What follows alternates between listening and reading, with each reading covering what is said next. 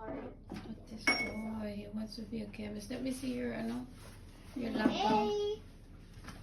This is the behind the scenes of how I got this picture. I will hopefully be able to send this link to you guys.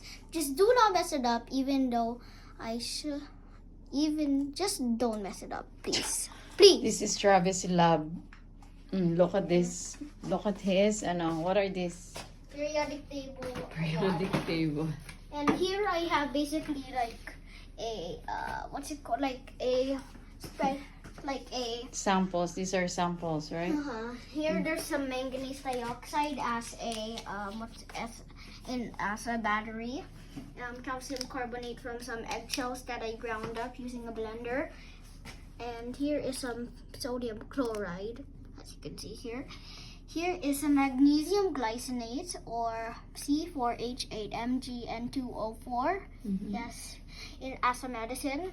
And if we move here, actually before that, we have vanadium as a spring, chromium as some stainless steel staples, iron as some well-rusted medicine, and cobalt as a magnet, nickel as a coin, copper as some wire that looks like it's oxidized, and some carbon zinc battery, aka just carbon battery, but it contains zinc also. It's a carbon zinc.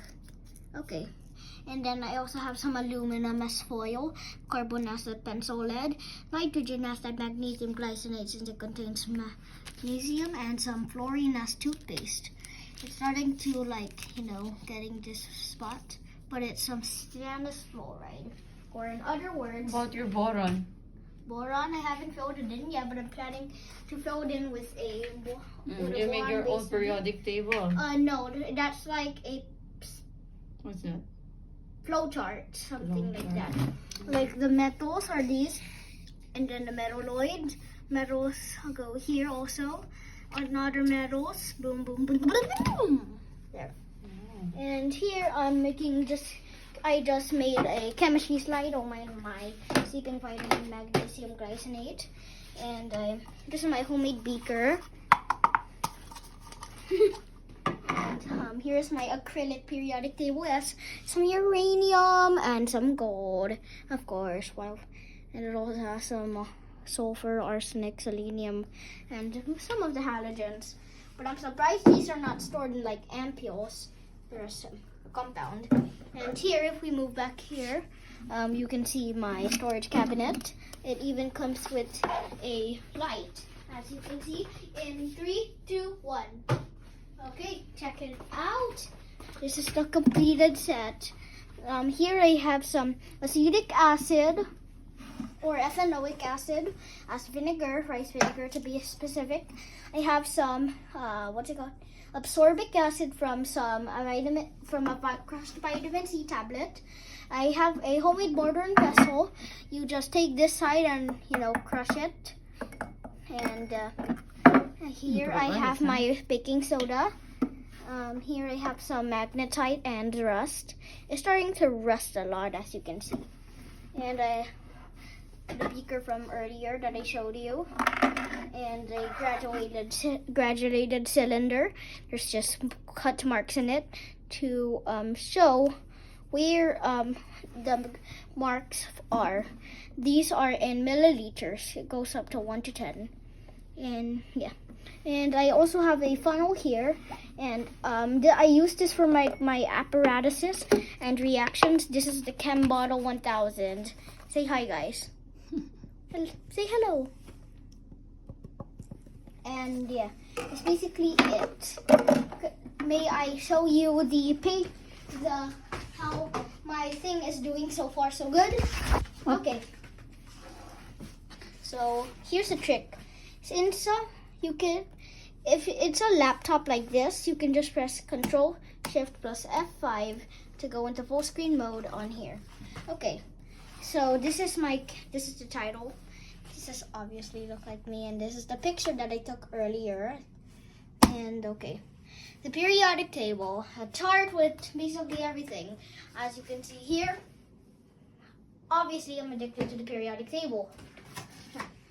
Atoms contains neutrons and protons. the neutrons are just to hold the stuff together. When there's different amount of neutrons, you get an isotope. The protons and electrons are the same. In two, there can only be held just 2 electrons. In the second and the third, it can only hold 8. Okay, chemical bonds. As you can see, I have a hyperlink here. And if I click on here, it sends you to Wikipedia. What else would it go to? Okay. Hold on. Let me just do a trick here to go back into looking like this. Okay, types. Ionic. When an element's electron gets taken by another element, which causes the atoms to have a positive or negative charge, and the opposites attract. So since the chlorine took the electron from sodium, now it has none, and it becomes I'm not sure, but it's the name if it's cation or anion, but I know it's positively charged. And the chlorine, it becomes negatively charged because it has more electrons than protons. And the opposites attract and they bond to make table salt. As you can see here, I actually have a sample of it. There's like 0.5% potassium iodide, but yeah. Okay, when atoms share their electrons. So, yeah, here you go. So, it's when, like, for example, like the hydrogen gas is not normally just seen as H. It is found as H2 or as a covalent bond, as you can see there. And, yeah, that's basically for that one. But, here, F5. Metallic. Atoms share their electrons conducting electricity, heat, and being malleable, or in other words, hammerable. But anyways, here I have a periodic table poster to represent this. Boom. Let me see.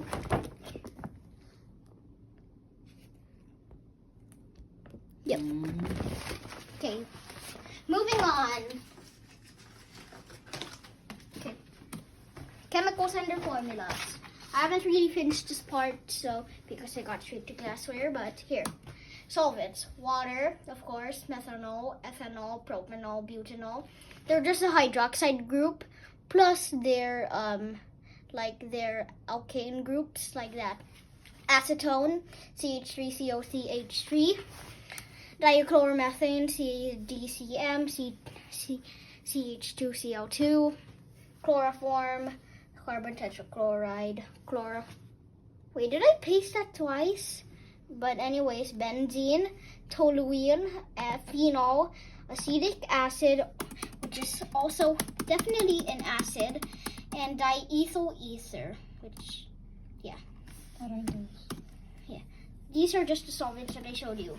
More solvents are THF tetrahydrofuran, DMF dimethylformide, DMSO dimethyl sulfoxide, acetonitrile, CH3CN, and pyridine, which is C5H5N. What's that for? Wait. Oh, these are just solvents. Yeah, for what? For different chemical reactions. Okay, acids. These are commonly used to clean metals and do chemical reactions and turn stuff into other stuff. Like, for example, you want to you have sodium hydroxide, but you want to turn it into sodium bromide. Then you take some hydrobromic acid here, and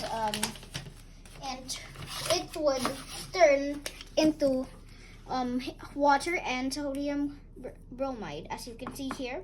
Look, wait, that's water. HBr plus sodium hydroxide makes H2O plus NaBr. As you can see here, how much hydrogen ions does water have? You say it, viewer. How many? How many? I'm I don't asking know. you. It's 2. Okay. And as you can see here in the starting reactions, there are 2 hydrogen. One from the acid, one from the hydroxide group. How many oxygen are in the water? 1. Correct! Good job. High five. And so, gets it from there. The sodium and the bromine basically like react to form the sodium bromide. That's how you get these. And if, for example, you want to make some salt, then just do it with hydrochloric acid, as you can see here. Boom! It's muriatic acid. What else would it be? Okay.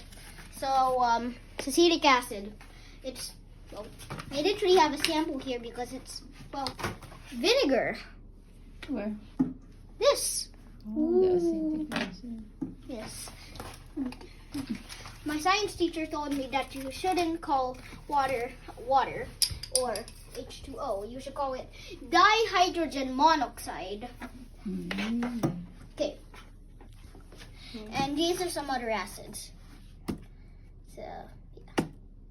See, here's some bases. They're just hydroxide groups with like ammonium, barium, potassium, and different elements in either the alkali metals or the alkaline earth. And when I'm talking about that, I'm talking about these groups or rows. As you can see here, look. These are some of the alkali metals: lithium, sodium, potassium, rubidium, and 2 more. Alkalines are the beryllium, magnesium, calcium, strontium, and also 2 more. Okay, those are what commonly bond with it. Like, for example, sodium hydroxide. Here, alkali, sodium. Okay, moving on. Reducers. These basically accept electrons from the oxidizers, which lose electrons. These are sodium borohydride, lithium aluminum hydride, zinc powder, iron powder, tin chloride, hydrogen, carbon monoxide, and sulfur dioxide. Okay, in this chapter you will be learning about the types of glassware. Okay, so beaker. A cylindrical container commonly used for gradual heating, mixing, and for rough calculation for measurement. I actually made one, showed it earlier, but here it is. It looks pretty similar, right? Yeah. So, diba? Okay. It looks real, huh? No, it doesn't. Okay, this is a graduated cylinder. A tall, narrow cylinder for a more accurate but not correct measurement. Here. Okay, volumetric flask. A round bottom flask with a single measurement mark for preparing solutions with a specific amount of liquid. This is the single measurement part. I haven't made one, but I'm actually also planning to make an Erlenmeyer flask, which I will explain in part 2. About that. And so, burette. A long graduated glass tube with a stopcock at the end, and is commonly used for titrations or like chemical reactions to deliver a specific amount of liquid. As you can see, the liquid would be in here. I don't know why it's broken. Then you would spin this and the liquid would go out, and then when you want to stop it, you would twist it the other way. Okay, pipette. A narrow tube to transfer liquids. Boom. Okay. Then test tube. Small cylindrical tube with rounded bottom for heating, holding, or mixing. Okay, that's all I have for now. See you in part 2, guys. Bye-bye. See you next time. Make sure to like and subscribe to Travis and Family. And I will see you in the next video.